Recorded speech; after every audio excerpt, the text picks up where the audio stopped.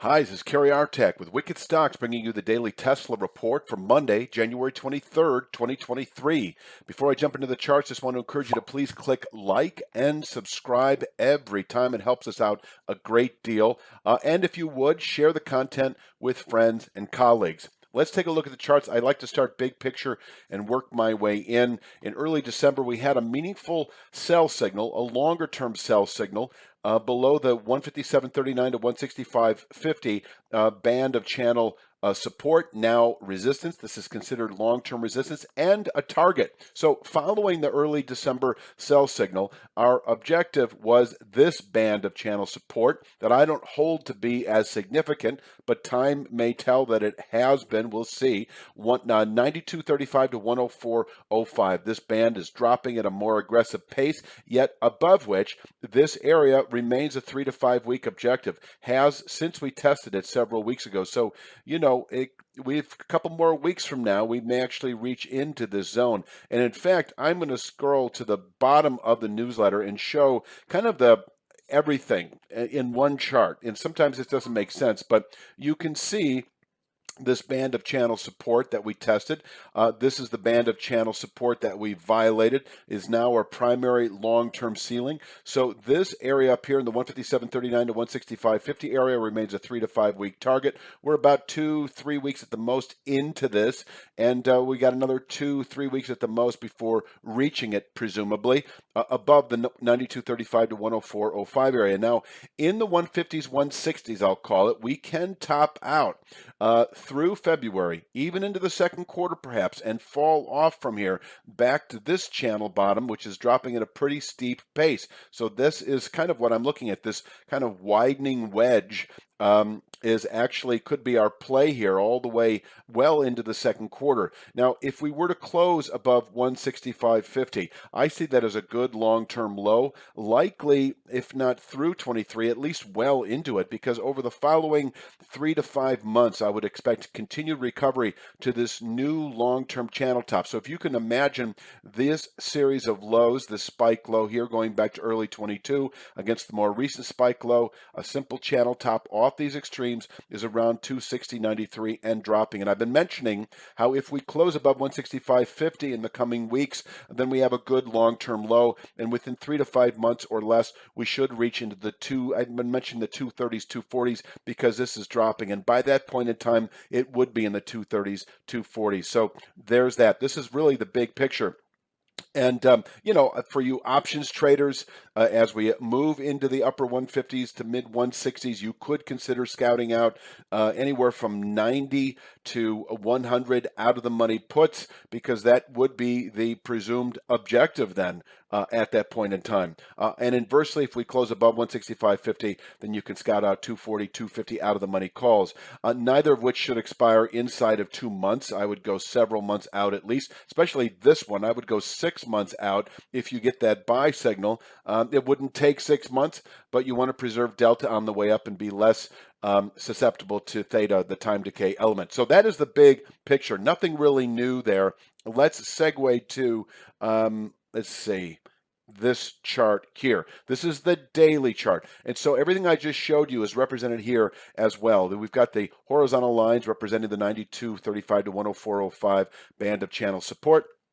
And this is the daily chart version of that same 150s, 160s targeted resistance that's expected as a 3 to 5 week objective. Now, along the way, you're well aware, if you've been watching the Tesla report, that we've had this simple trend line off the lows from earlier last year that has contained buying pressures. It has been considered a weekly 3-star resistance. You can see it here, and it remains a weekly 3-star resistance. We could top out here again for the week, although I say that with caution, because I am ultimately expecting a violation of this area that actually may happen today.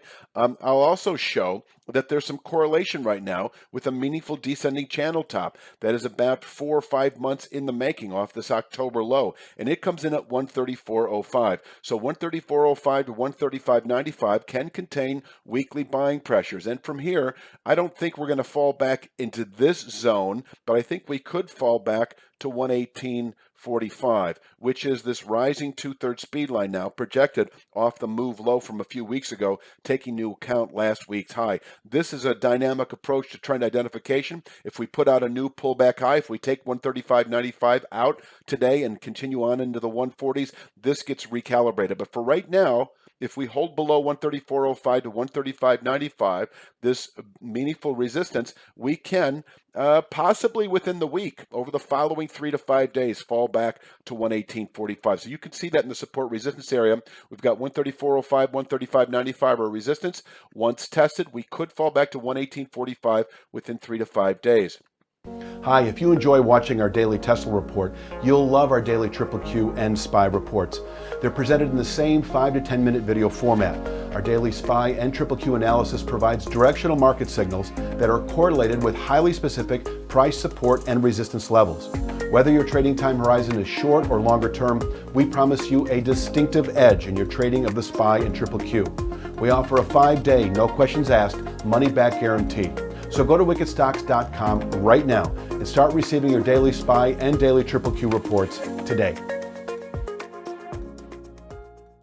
On the way down today, 123.74, a decent rising 2-week channel bottom that can contain session weakness. We may actually bottom out here for a day or two and rally back into the mid 130s again within several days. We may trade inside this wedge for several days, and if we close below 123.74, 118.45 in reach tomorrow. In fact, if things get ugly right out of the gates and we break 123.74 by midday, and I'm not anticipating that, but if so, then that 118.45 level is actually in reach today. That would be quite a sell-off. This is an area where we can bottom out for the week and from here rally back into the mid 130s. We could fill this wedge out for the next full week all the way into next week. And if we close below 118.45, then yeah, we fall back into that zone of long-term support between 92.35 and 104.05. Notice that the high of the weekly low of 118.80 is in close correlation with that 118.45 rising two-thirds speed line.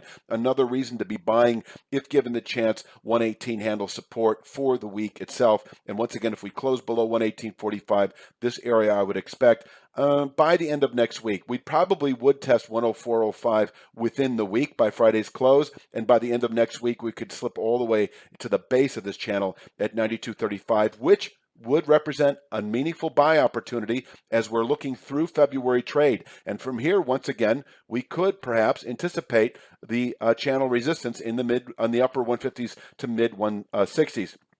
So let's continue with the upside here. I do want to emphasize that if we close above 135.95, and that would be also above 134.05, that we may well, not this week, but by the end of next week, I would expect that 157.39 to 165.50 long-term resistance area, where once again, we could actually top out through February, maybe even into the second quarter, and fall back to that zone here within several months. And if we close above 165.50, then we're looking for that 230s, 240s, 250s, that long-term channel top within a matter of 2 to 3 months, 3 to 5 at the very most.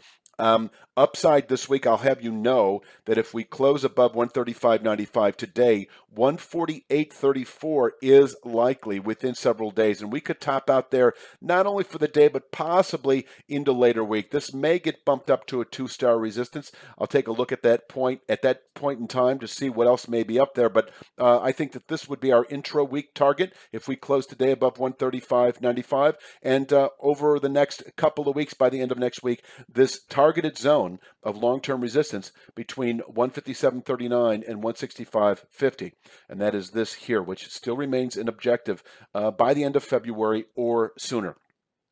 I think I pretty much covered it. Let me go for the day itself and just show a daily chart. Not that I'll be using it very much, but holding below this 134.05 to 135.95 region, 129.99 represents a soft intraday pivot point, above which the 134.05, 135.95 area likely within the day, and below which that 123.74 rising channel bottom in reach, which is once again here, and that can contain session weakness. And breaking that, we're looking for 118.45, possibly an intraday basis where we can bottom out for the week. Anything anything I say would be repetitious, I would just ask you to watch the video again.